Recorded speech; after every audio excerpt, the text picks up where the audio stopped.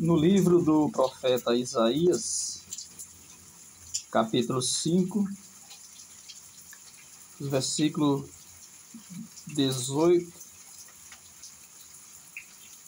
a 23. Está escrito assim: Ai dos que puxam o erro com cordas de inveracidade, e o pecado como que com cordas de carroça.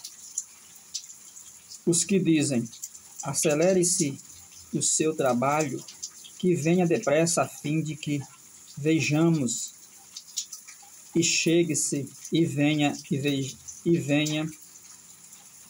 o conselho do Santo de Israel, para que conheçamos.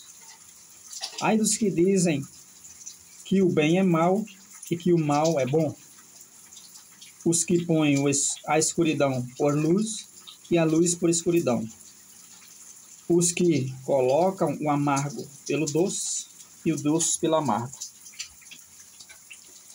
Ai dos que são sábios aos seus próprios olhos e discretos, mesmo diante das suas próprias faces. Ai dos que são poderosos em beber vinho e dos homens de energia vital para misturar bebida inebriante, os que declaram justo o iníquo em troca de suborno, e que até mesmo ao justo tiram a sua justiça. Atualmente, a gente está vendo aí muitas coisas que errada sendo dado como certo, muitas coisas que seria o correto, né? E é muitas vezes perseguido, punido. Quando as pessoas fazem o correto, elas são criticadas, taxadas, elas são perseguidas e até corre risco até de ser preso por fazer o que é certo, né? Estamos num tempo onde as pessoas estão valorizando mais as coisas erradas, criando leis que favorecem mais as coisas erradas, que dão errado pelo certo. Então, de tanto aumentar a maldade, né, na sociedade, que chega desse momento. Aqui a Bíblia estava falando dos tempos de Israel, porque a nação, o povo de Israel, às vezes ele ficava tão ruim que Deus enviava o profeta para que eles maneirassem mais, para que eles mudassem, porque eles ficavam ruins porque eles passavam a adorar outros deuses, porque eles passavam a se envolver com as coisas do mundo, porque eles, né, assim como a cidade de Sodoma e Gomorra ficou tão mal a ponto de ser destruída. Nos tempos de Noé, aquela sociedade ficou tão ruim, tão cheia de maldade, que teve que ser destruída. Só ficou Noé. E é assim o fim dos tempos, quando Jesus voltar. A terra vai ficar cheia de maldade, né? Ele fala que devido à maldade no mundo, o amor de muitos esfriará. Por quê? Porque a maldade vai ser tão grande que as pessoas vão se acomodando. Ela vira algo comum que as pessoas nem percebem, né? Então as pessoas vão se acostumando, as pessoas se acostumam fácil. As pessoas se acostumam, se acomodam quando está tudo bem, quando elas acham que está tudo bem e que as coisas do mundo é capaz de dar segurança a elas nem se lembram de Deus, e aí elas se afastam, elas buscam outros deuses, e é assim. As pessoas buscam aquilo que é conforto para elas, para a vida física delas, né? As pessoas elas são suscetíveis a acreditar no falso profeta, porque o falso profeta ele distorce a palavra de Deus e diz que se você vier para essa igreja aqui, basta você estar com nós, você vai ter prosperidade, sua vida boa, você é bem-aventurado, Deus vai te dar tudo. E Deus não promete isso. Deus pede e quer que as pessoas permaneçam com Ele até o fim. As pessoas perseverem, e Ele promete coisas boas para o futuro, que são, né, nas bem-aventuranças, aquelas promessas que Deus promete, é para o reino dos céus, para o futuro.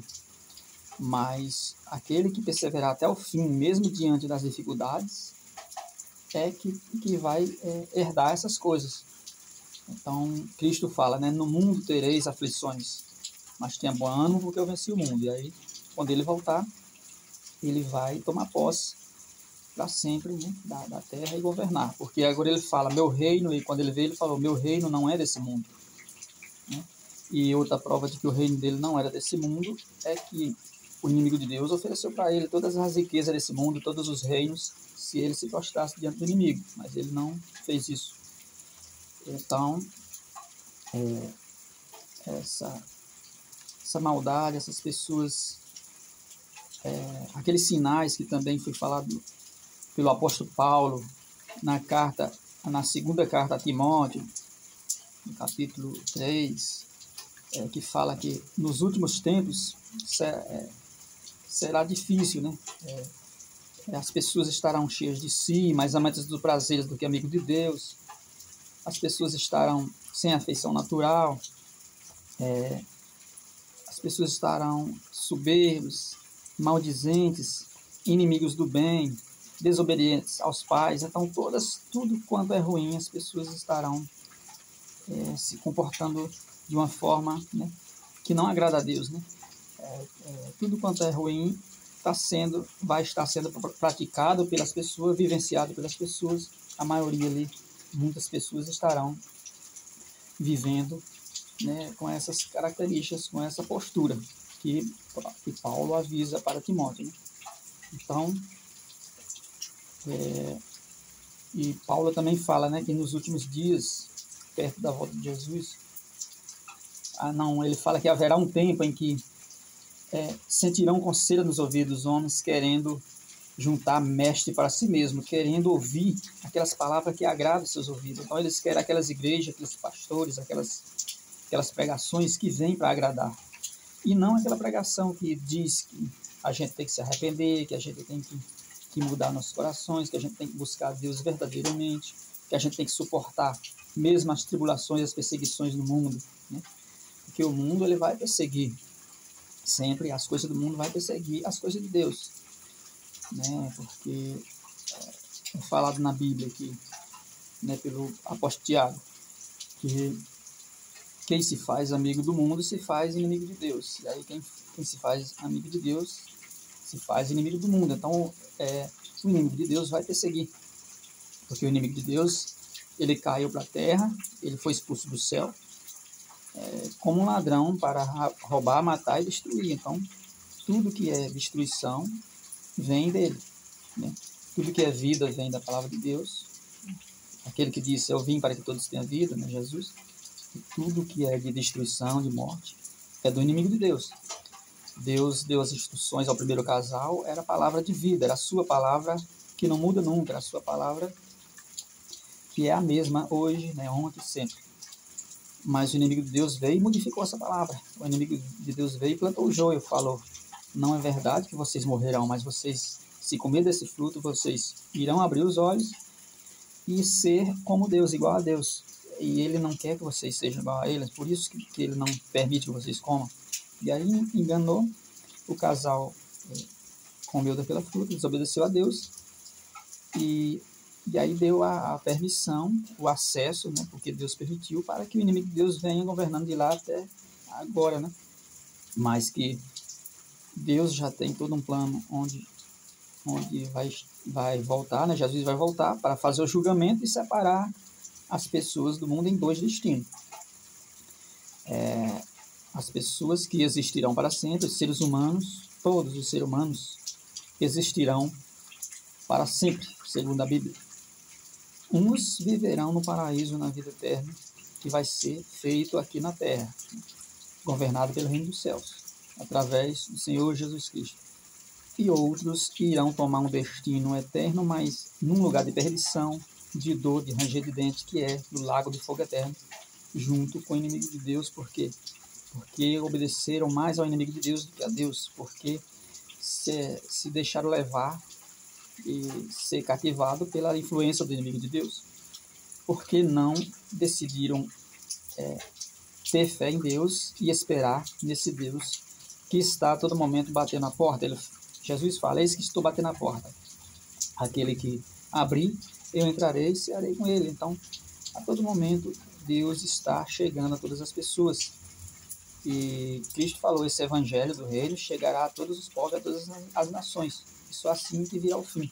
Então, todas as pessoas terão oportunidade. Deus dá oportunidade para todo mundo. Ele dá o livre-arbítrio, para a gente decidir por a gente mesmo, de que lado a gente quer seguir.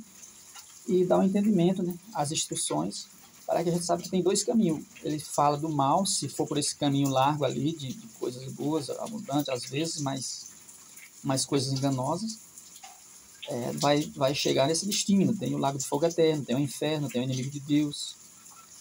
Mas se você for por esse caminho estreito aqui, e depositar sua fé em Deus, sua esperança, e demonstrar através de suas ações e seu comportamento que você está alinhado em conexão com as coisas de Deus, com o pensamento, com a vontade de Deus, agradando a Ele, você, Deus te dará, né, a recompensa. Então, nós já estamos vivendo esse tempo em que se aproxima, né, o tempo em que demonstra que está perto da volta de Cristo, onde Ele vem para julgar. O que já está acontecendo, todos os sinais ali que Ele falou, primeiro foi guerra, rumores de guerra, terremoto em vários lugares, coisas naturais, né, catástrofes naturais, e haverá sinais no céu e muitas coisas que a Bíblia fala, né, que eram os acontecimentos antes da volta de Cristo. Porque Deus não deixou para os humanos determinado tal dia, tal data. Por quê?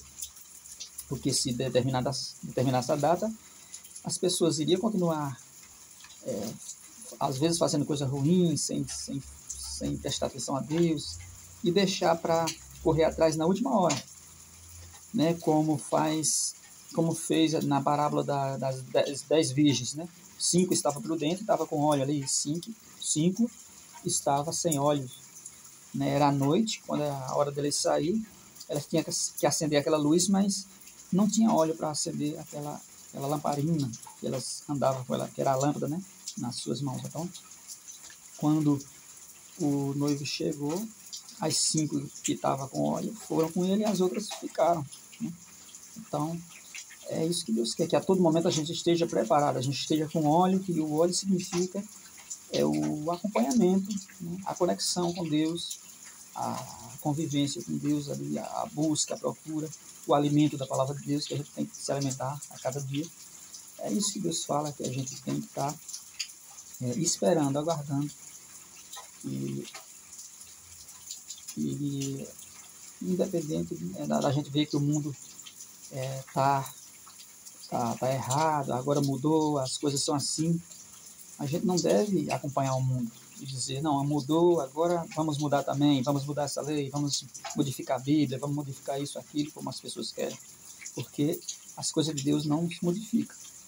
Ele deixou um tempo, ele determinou um tempo, mas ele vai voltar para fazer o julgamento e ele vai colher aquilo que ele plantou, que é a sua palavra, o seu evangelho do reino, né? E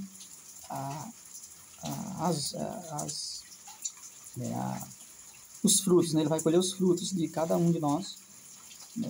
Ele deixou a gente aqui como uma árvore, que ele fala, né? O machado já foi posto no tronco da árvore. Toda árvore que não der bom fruto será cortada e lançada ao fogo, né? O fogo quer dizer o fogo eterno, é o fogo que não se apaga, né, para sempre. Então, ai daquele, né, que dá o certo pelo errado, o errado pelo certo. Eles estão contribuindo, né? Eles estão sendo a pedra de tropeço, assim como o falso profeta está sendo a pedra de tropeço na vida das pessoas. Ai daqueles que causar o desvio para qualquer um que seja, né? Para qualquer pequenino. Ai daqueles que praticar a maldade e ter isso como algo comum e ainda influenciar e desencaminhar, né, muitos, né?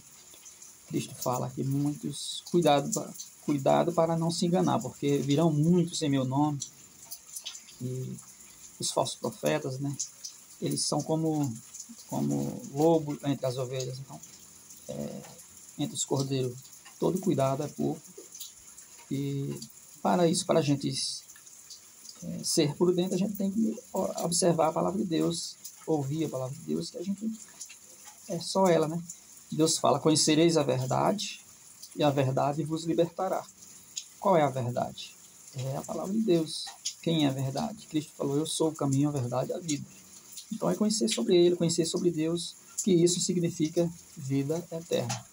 Né? Conhecer sobre Deus, enquanto você está focado, ocupado, conhecendo sobre Deus, colocando Deus em primeiro lugar, amar Deus sobre todas as coisas, né? Então, colocar Deus em primeiro lugar, a primeira hora do dia, as primeiras coisas, as melhores coisas, tem que ser dedicada a Ele, que assim você está demonstrando que tem fé, que teme a Deus, né?